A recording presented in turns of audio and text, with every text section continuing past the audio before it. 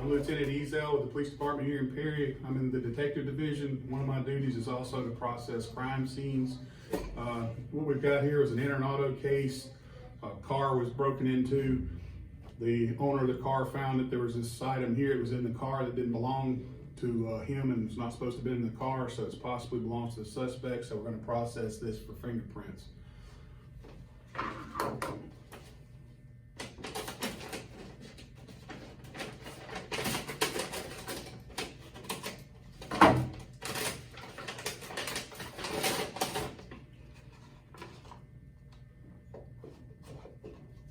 Today we're going to use magnetic powder. It's one of the forms of fingerprint powder. It's not as messy as some of the other powders.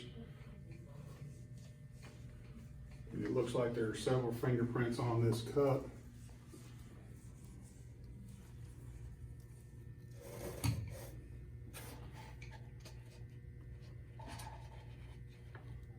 Several really good fingerprints on this. We're going to pull a couple of them for you on this.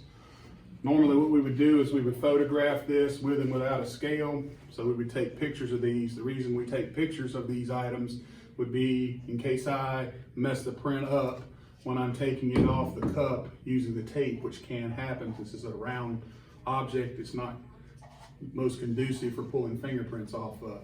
So I'm gonna have another person help me hold this while I try to pull the fingerprint off this. And what'll happen is when we pull it off with the tape, we'll put it on a fingerprint card. You wanna hold it like that for me.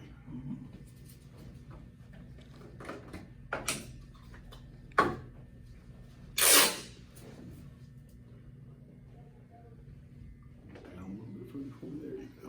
Hold it tight. Sometimes on round objects, it can be a little difficult to pull a fingerprint off.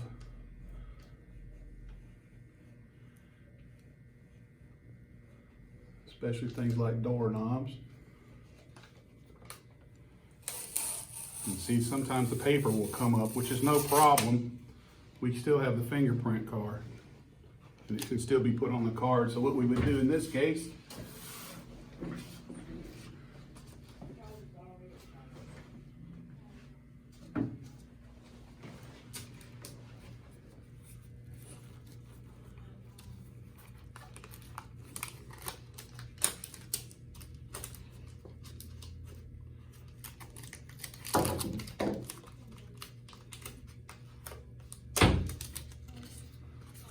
we've actually pulled the fingerprint off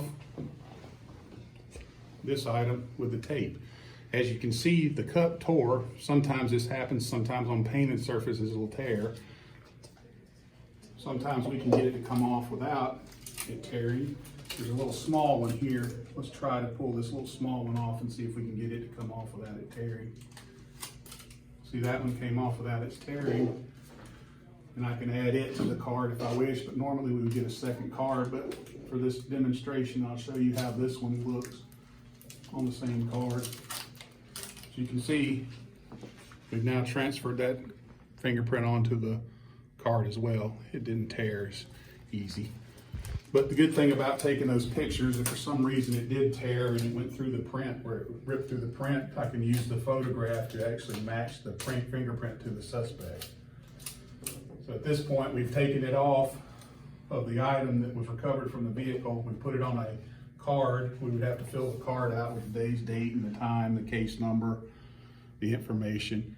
We always have to do a little bit of a sketch. The reason we would do a sketch on this cup is a lot of times based on the direction of the fingerprints. Like these fingerprints, the person was actually holding it like this, so we can get a direction. Sometimes we can tell which hand it is, which finger it is, so it makes it easier to identify the person. Once this is filled out, we will fill out an evidence sheet for the fingerprint card. Fingerprint card will be placed into this, and then this will be dropped into evidence to be examined by an automated fingerprint identification system or by another person that is certified in fingerprints. See me earlier, we processed a cup that was taken on an enter an auto case for fingerprints. The fingerprint card was secured in evidence in an envelope, and the property evidence form was completed on it. We've brought it up to drop into our temporary holding bins. Evidence is dropped into these bins. They're locked. Once it goes in, the officer, myself, or any of the other officers can't get it out. The evidence custodian has access to these, and the evidence custodian will come up so many times a day, check these locked bins for evidence, and then they'll take the evidence that's in there out and put it into the property evidence system and log it into the evidence room. So these are basically holding bins. They lock when they shut. Once they shut, you can't open them again. The only person that has keys to this is the evidence custodian. Hi, my name is Blair and I'm the evidence technician here at Perry PD, and I'm just going to give you an idea of what we do here.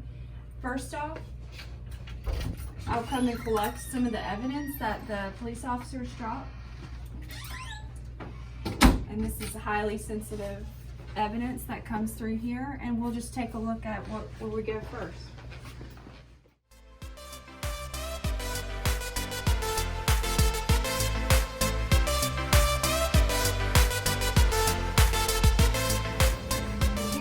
Our secure evidence vaults that you'll be able to take a little bit of a quick look inside. Just give me 1 second and we'll open it up for you. All right, you ready? And this is where we would normally come to log in any of our evidence items that patrol brings in. We use a system called Evidence File, and we would put in any pertinent information that describes what the piece of evidence is. Typically we get a lot of CDs with different video footage, and we would enter all that description into our evidence file. But we also have another location that I'm going to show you that has other evidence that you'll see too. So let's go and check that out.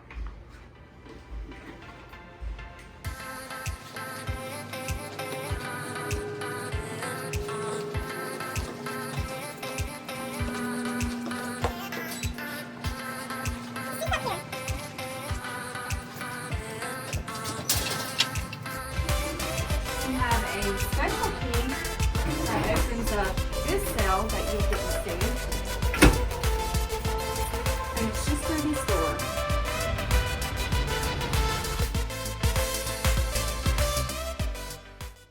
Alright y'all, let's go ahead and go in here and see something else exciting. Come on. So behind this gate we have other high sensitive items.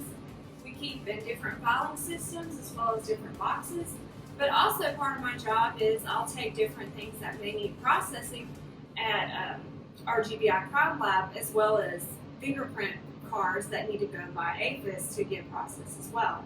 Once that's done, I will then collect it and bring it back here to let patrol know what's going on with their case.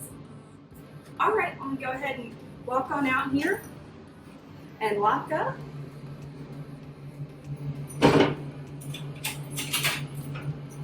Thank y'all for joining me. I appreciate your time, and I hope you learned something today.